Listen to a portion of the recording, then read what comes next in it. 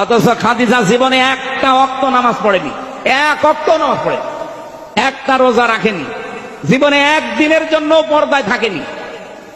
বলেন, তার পুরা জীবন আমি পড়ে দেখেছি, জীবনে কোনোদিন তিনি পর্দায় ছিলেন না। নবীর স্ত্রী আমাদের ইমানদারদের মা উম্মাহাতুল মুমিনিন খাদিজাতুল কুবরা সম্পর্কে তিনি বক্তব্য দিচ্ছেন। তিনি বলতেছেন, খাদিজাতুল কুবরা রাদিয়াল্লাহু তাআলা আনহা জীবনে নামাজ পড়ে নাই, রোজা রাখে নাই, জীবনে নাকি পর্দা করে নাই। এটা কি কোনো ওয়াজ হইল? অথচ আমার আল্লাহ এই খাদিজাতুল কুবরা রাদিয়াল্লাহু তাআলা আনহাকে নিজে সালাম দিয়েছে। জোরে কোন সুবহানাল্লাহ। তিনি হলেন খাতুনে জান্নাত মা ফাতেমা যোহরা রাদিয়াল্লাহু তাআলা আনহার আম্মা জান। কথা বলেন ঠিক কিনা? আর সেই খাদিজাতুল কুবরা রাদিয়াল্লাহু তাআলা আনহা এদের ঘরানার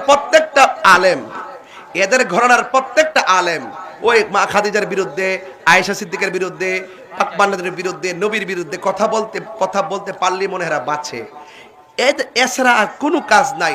আপনারা বলুন, মা খাদিজাতুল কুবরা কি সারা জীবন বেপরদায় চলছে? এই কথা যদি কোনো মৌলবী কয়, আপনারা কি মানবেন?